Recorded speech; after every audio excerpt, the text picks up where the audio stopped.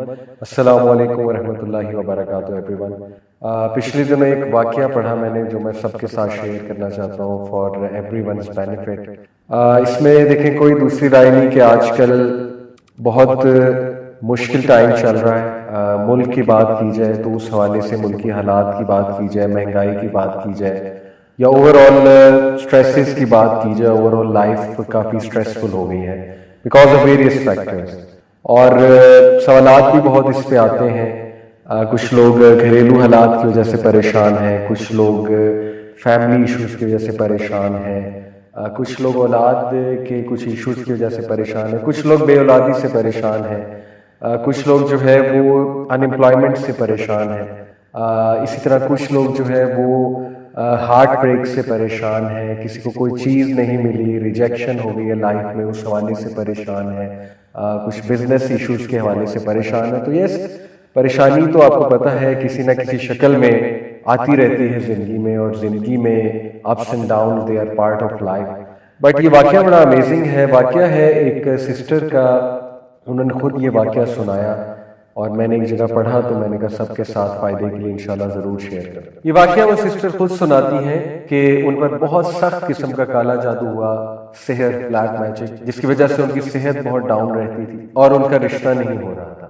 مطلب کافی زیادہ رشتے آتے تھے، لیکن جب رشتہ پکا ہونے والا ہوتا تھا تو ایک دم سے جو ہے وہ رشتہ بریک ہو جاتا تھا فار نو ریزن، اور شی سیڈ کہ میں بالکل تھک گئی، اور یہاں تک کہ ان کے ذہن میں آنے لگا کہ میرے ساتھ یہ کیوں ہوا، یعنی میں نے کبھی کسی کے ساتھ کچھ برا نہیں کیا ایویڈنٹلی، تو اللہ تعالیٰ کیسے الاؤ کر رہے ہیں ساری چیز کو، یعنی ان کے ذہن میں وسوسے بھی آنے لگے اس کے حوالے سے۔ دیکھیں آئی نو کہ کبھی کبھی ہم بہت زیادہ سپرسٹیشیس بھی ہو جاتے ہیں چیزوں کو لے کے کہ جادو ہو گیا، جادو ہو گیا، ہر چیز پہ کہتے ہیں بندش ہو گیا، لیکن یہ میں آپ کو ایک ایسا واقعہ سنا رہا ہوں جہاں ایک جینون کیس ہے۔ دیکھیں جادو کا کمپلیٹ انکار بھی تو نہیں کرنا چاہیے، تو یہ ایک جینون کیس ہے سحر کا، اور وہ سسٹر خود بتاتی ہیں اپنا واقعہ۔ بہرحال ہیلتھ ایشوز، اور پھر دوسرا یہ والا جو چکر چل رہا ہے۔ شی سیڈ کہ میں نے بہت میڈیسنز کھائی، سائیکیٹرسٹ کے پاس بھی گئی، کاؤنسلنگز کروائیں کئی بار، یعنی دنیا کا ہر وہ علاج جو پاسبل تھا وہ میں نے ٹرائی کر لیا۔ ایون میں نے رقیہ بہت بار کروایا۔ رقیہ کہتے ہیں اسپرچول علاج ہے جس میں دم کیا جاتا ہے، اوتھینٹک دم ہوتا ہے، قرآنی سورز ہیں کچھ اور نبوی دعائیں ہیں وہ پڑھی جاتی ہیں۔ تو انہوں نے کئی راکیز سے جو رقیہ کے ایکسپرٹ ہوتے ہیں ان سے رقیہ بھی کروایا، اینڈ شی سیڈ کہ رقیہ سے آرام آ جاتا تھا، لیکن اس کے کچھ دیر بعد پھر سے وہ ایشوز شروع ہو جاتے، یہاں تک کہ شی ٹوٹلی گیو اپ۔ پھر کسی نے بس ان کو بتایا کہ آپ بس میرے کہنے پہ ایک اسکالر سے ضرور مشورہ کر لیجئے۔ شی سیڈ کہ میں ایک اسکالر کے پاس گئی جو مجھے ریفر کیے گئے، اور ان سے میں نے مسئلہ بیان کیا اور انہیں ساری ہسٹری بتائی کہ اس طرح میں ٹرائی کر چکا۔ ان اسکالر نے کہا کہ بیٹا آپ میرے کہنے پہ یہ 10 چیزیں ٹرائی کرو، ہر چیز آپ نے ٹرائی کر ہی لی ہے تو چلو یہ 10 چیزیں ٹرائی کرنے میں کوئی حرج نہیں ہے، لیکن آپ نے مجھے پرومس کرنا ہے کہ آپ یہ 10 چیزیں کرو گے، اور during while you are doing that تو ہو سکتا ہے آپ کو بہت ڈی موٹیویشن آئے، بہت ڈاؤٹ آئے، لیکن آپ نے صبر کرنا ہے اور آپ نے جمے رہنا ہے انشاءاللہ، اور آپ نے کچھ بھی کر کے ان چیزوں پہ عمل کرنا۔ شی سیڈ کہ میں نے ان کا ٹھیک ہے، آئی ول ٹرائی مائی بیسٹ، میں پوری کوشش کروں گا۔ انہوں نے کہا کہ بیٹی سب سے پہلے یو ہیو ٹو پرومس می کہ آپ روزانہ قرآن پڑھو، چاہے 1 ورس، چاہے 2 ورسز، چاہے 10 ورسز، چاہے 1 پیج، چاہے 2 پیج، جتنا قرآن آپ پڑھ سکتی ہو آپ نے مس نہیں کرنا، آپ نے ڈیلی قرآن پڑھنا، یہ آپ اس سے پہلا پرومس کرو۔ انہوں نے کہا ٹھیک ہے انشاءاللہ، it will be on my list. دوسری بات انہوں نے یہ کی کہ آپ تہجد کے ٹائم اٹھ کے، جتنی آپ کو توفیق ملتی ہے انشاءاللہ، آپ تہجد کے ٹائم اٹھ کے اپنے لیے خاص دعا کرو اللہ سے، اور اللہ کو ایسے جملے کہو کہ اللہ میں سب سے جو ہے وہ نا امید ہو چکی، اور میں نے ہر چیز ٹرائی کر لی ہے، یا رب آپ ہی شفا دینے والے ہیں، میری ساری کی ساری امید آپ سے ہے، اور میں اس گھڑی میں آپ ہی سے مانگتی ہوں۔ تیسری بات انہوں نے یہ کہی کہ ایسے اوقات ان کے بارے میں پڑھو جب دعاؤں کی قبولیت کے اوقات، وہ کیا کیا ہے؟ مثال کے طور پہ حدیث میں آتا ہے بارش کے دوران دعا قبول ہوتی ہے، سفر کے دوران دعا قبول ہوتی ہے، سجدے میں دعا قبول ہوتی ہے، نماز میں جو سجدہ کیا جاتا ہے فرض نماز میں، اس میں اردو میں تو نہیں دعا کر سکتے، لیکن کوئی جنرل دعا مانگ سکتے ہیں، جیسے ربنا آتنا فی الدنیا حسنۃ وفی الآخرۃ حسنۃ وقنا عذاب النار، بالکل جائز ہے، along with سبحان ربی الاعلیٰ جو ہم کہتے ہیں، اور یہ جنرل دعا کرتے ہوئے اپنا مسئلہ ذہن میں لایا جا سکتا ہے، تو وہ بھی دعا کا ایک طریقہ ہے، اور نماز کے بعد بھی سجدے میں گر کے اردو میں بھی دعا کی جا سکتی ہے نماز کے بعد۔ اسی طرح انہوں نے کہا کہ اقامت اور اذان کے درمیان کا جو ٹائم ہے اس وقت دعا کی قبولیت ہے. اور انہوں نے کہا اس طرح مزید ایسی ریسرچ کرو کہ کون سے جو ہے وہ دعا کی قبولیت کے اوقات. اس نے کہا ٹھیک ہے، میں انشاءاللہ اس کی بھی کوشش کروں گی کہ وہ اوقات جب دعا کی قبولیت ہے. جیسے نبی صلی اللہ علیہ وسلم نے فرمایا کہ جمعے کے دن ایک گھڑی آتی ہے، عصر سے مغرب کے درمیان اس گھڑی کا ذکر کیا گیا ہے. زیادہ جو اتھینٹک ہے اسکالرز کا وہ عصر سے مغرب کے درمیان کون سی گھڑی ہے. دیکھیں کوشش کریں عصر سے مغرب ذکر میں سپینڈ کرے بندہ. کوئی ایک فرائیڈے ایسا رکھ لے، اگر ہر فرائیڈے نہیں کوئی اپرچونٹی نکل رہی، کوئی ایک فرائیڈے رکھ لے، اس میں دعا کرے.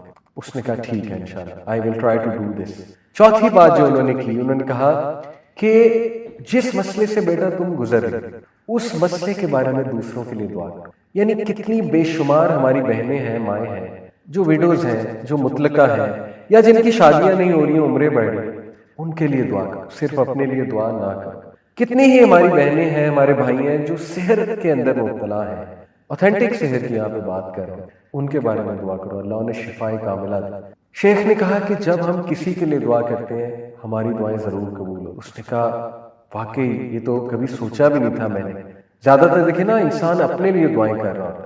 انہوں نے کہا تو بہت اچھی بات ہے، میں ضرور دوسروں کو بھی یاد رکھوں. جیسے کسی کی اولاد نہیں اور کوئی بے اولاد ہے، اسے چاہیے دوسروں کے لیے زیادہ دعائیں کریں. جب آپ دوسروں کے لیے کریں گے اللہ آپ کی دعائیں بھی ضرور قبول فرمائیں. پانچویں بات انہوں نے کہی کہ میرے کہنے پہ آپ نے صبح شام کے اذکار کبھی نہیں چھوڑے. صبح شام کے اذکار کیا ہے؟ حصن المسلم ایک ایپلیکیشن ہے، HISNULMUSLIM. کوئی بھی ورژن اس کا ڈاؤن لوڈ کر لیں، ساری اوتھینٹک ہیں. حصن المسلم میں جائیں اور وہاں پہ وہ دعاؤں کی ایپ ہے. مارننگ اینڈ ایوننگ اذکار یا صبح شام کے اذکار آپ کو ملیں گے.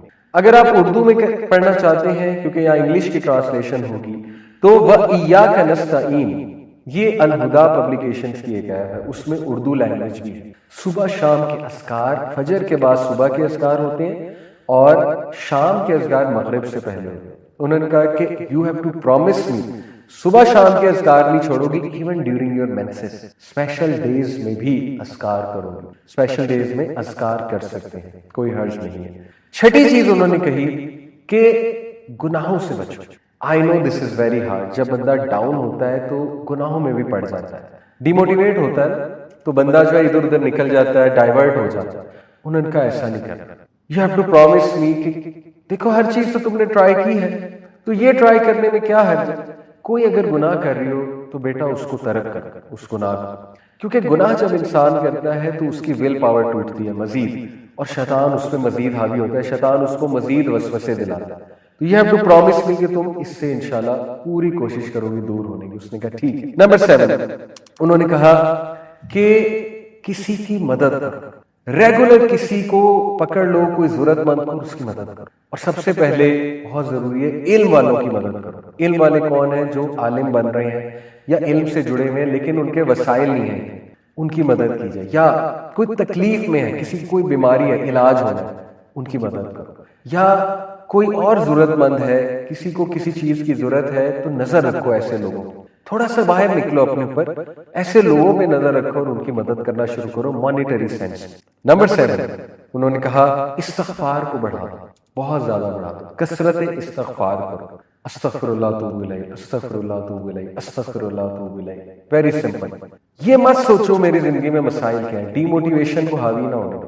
بس ایک بار ذہن سے نکال دو کہ مجھے کوئی مسئلہ نہیں ہے اور استغفار کرو. اے اللہ میری غلطی ہے، میری غلطی ہے، استغفر اللہ اتوب الیہ، استغفر اللہ. کیونکہ نبی صلی اللہ علیہ وسلم نے فرمایا جو کثرت استغفار کرتا ہے اللہ تعالیٰ اس کے لیے ریلیف ضرور نکالتا ہے اور اسے وہاں سے دیتا ہے کہ اس کا گمان بھی نہیں جاتا.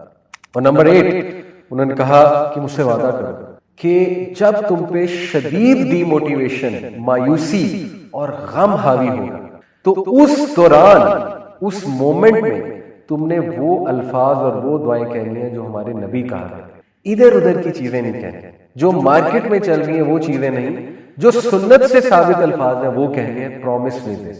وہ کیا ہے؟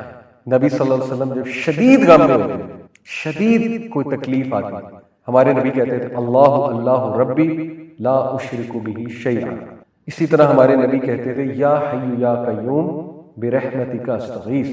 اسی طرح ہمارے نبی کہا کرتے تھے لا الہ الا اللہ العظیم الحلیم، لا الہ الا اللہ رب العرش العظیم، لا الہ الا اللہ رب السماوات و رب الارض و رب العرش الکریم۔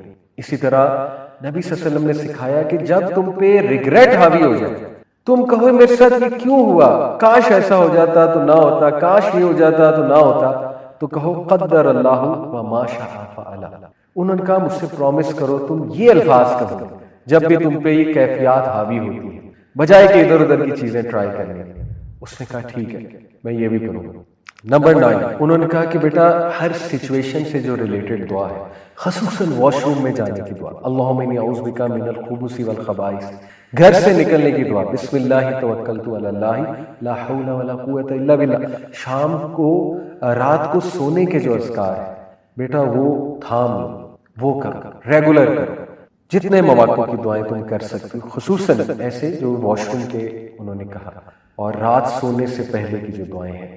اور اس میں آپ کو ایک اور بھی کیس اسٹڈی سنا دوں، ایک سٹوری سنا دوں۔ کسی نے مجھے بتایا کہ ان کو بہت نائٹ میئرز آتے تھے، حالانکہ رات کے اذکار بھی کیا کرتے تھے، لیکن انہوں نے کہا کہ سورہ ملک جب سے میں نے پڑھنا شروع کی میرے نائٹ میئرز ختم ہو گئے۔ سورہ ملک از امیزنگ۔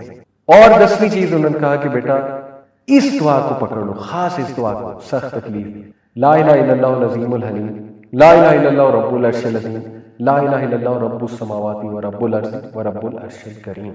یہ 10 پوائنٹس انہوں نے کہا کہ دیکھو تم نے ہر چیز تو ٹرائی کر لی۔